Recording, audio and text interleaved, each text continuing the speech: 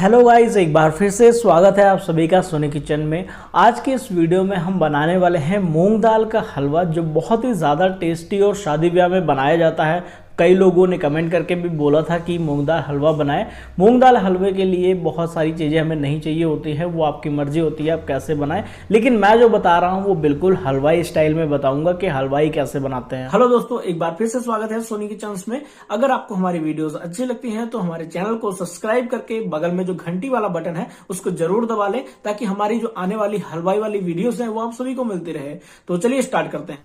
तो मूंग दाल का हलवा बनाने के लिए सबसे पहले हमें मूंग दाल चाहिए। जहाँ पे मैंने 1 कप मूंग दाल, जो पीली वाली मूंग दाल होती है ना, उसे 1 कप दाल मैंने भिगा के रख दिया था रात को ही। अभी ये मॉर्निंग का टाइम है। अब हमें इसे छान लेना है और इसे कम से कम 3 से 4 घंटे तक आपको भिगाना है। उसके बाद मिक्सी में डाल के पीस लेना है।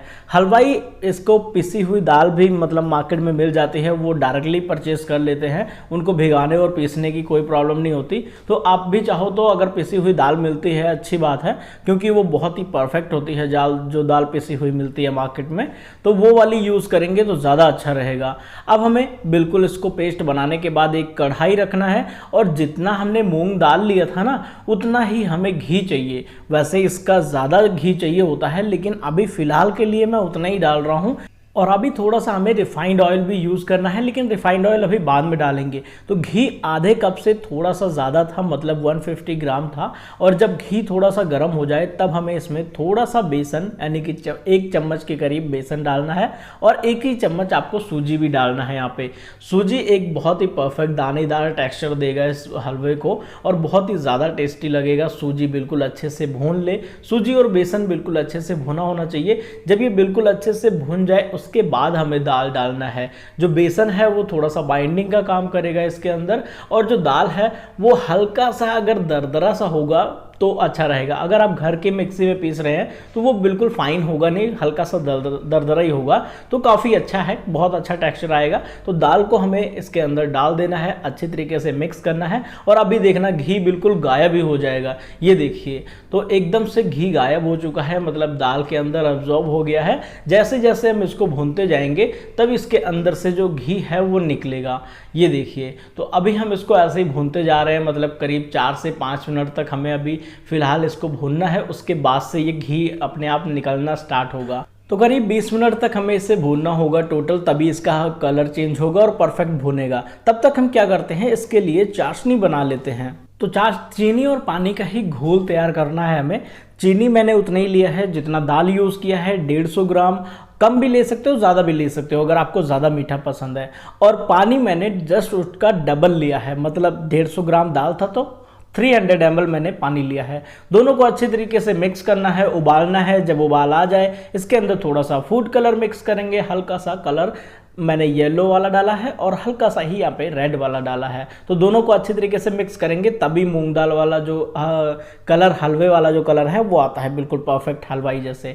थोड़ा सा उबालना है 1 मिनट के लिए बस, उसके बाद साइड में रखना है और दाल को भूनना स्टार्ट कर देना है। ये देखिए, दाल जो हमारा है भूनता जा रहा है, तो करीब 5 से 7 मिनट इसको भूनते हुए हो चुके हैं। तो इसका जो कलर है चेंज होने लग गया है, इसके अंदर से घी निकलने भी लग गया है। अब हम इस टाइम पे थोड़ा सा इसके अंदर रिफाइंड ऑयल यूज करेंगे। तो ये रिफाइंड ऑयल ऑप्शनल है, अगर आपको नहीं भी करना है तो आप ओनली घी में बना सकते हो। घी थोड़ा सा और डाल ले, मतलब जितना आपने दाल लिया है ना उससे थोड़ा सा ज़्यादा ही घी ले ले, या फिर उतना भी लेंगे तब भी बन जाएगा, लेकिन बस बिल्कुल हलवाई जैसा, जैसे घी ऊपर तैर रहा होता है ना वैसे नहीं दिखेगा, बिल्कुल परफेक्ट ही बनेगा। ये देखिए, अब हमें बिल्कुल अच्छे तरीके से भुनने के बाद जब ऐसे घी बिल्कुल छोड़ने लग जाए, ये देखिए दाल से सेपरेट होने लग जाए, इस तरीके से कलर भी आ जाए बिल्कुल ब्राउन वाला, तब हमें इसके अंदर 200 ग्राम या 150 या 200 ग्राम जितना भी आपके पास दाल है, दाल से थोड़ा कम या ज़्यादा आपको जितना भी पसंद है उसमें मावा ऐड करना है। तो मावा में मीठा वैसे नहीं होता है, अगर आप मार्केट से लेके आते हो तो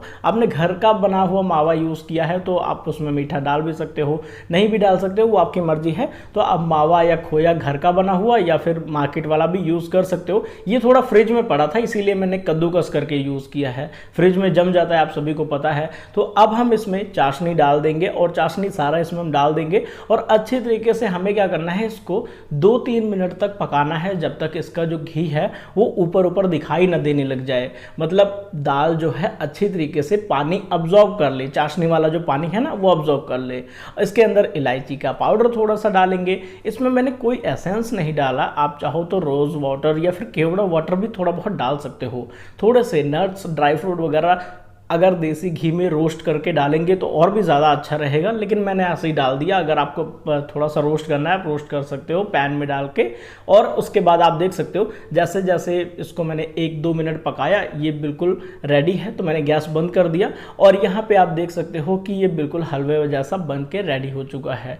1-2 मिनट पकाना है चाशनी डालने के बाद, उसके बाद बिल्कुल रेडी है ये देखिए एक बाउल में मैंने निकाल लिया है और इसके ऊपर गार्निश करेंगे कटे हुए बादाम और पिस्ता से। तो जैसे भी आपको पसंद हो वैसे आप हलवा बना सकते हो। इसके ऊपर आप देख सकते हो ना कितना ज़्यादा घी दिख रहा है, लेकिन ये भी कम है, हलवाई इससे भी ज़्यादा डालते हैं। तो वीडियो आपको कैसी लगी कमेंट करके ज़रूर बताइए, और ऐसी और भी वीडियोस देखने के लिए आप मुझे फॉलो कर सकते हैं, मुझे यहाँ पे सब्सक्राइब कर सकते हैं यूट्यूब पे। अगर आप फेसबुक पे देख रहे हो तो फॉलो करें। So thank you so much guys, मिलते हैं नेक्स्ट वीडियो में। दोस्तों वीडियो आपको कैसी लगी कमेंट करके जरूर बताइए, और अभी तक आपने मेरे चैनल को सब्सक्राइब नहीं किया तो चैनल को सब्सक्राइब करके घंटी वाला जो बटन है उसको जरूर दबा लें, ताकि आपको हमारी आने वाली हलवाई वाली जो वीडियोस है वो आप सभी को मिलती रहे। थैंक यू सो मच, मिलते हैं नेक्स्ट वीडियो में।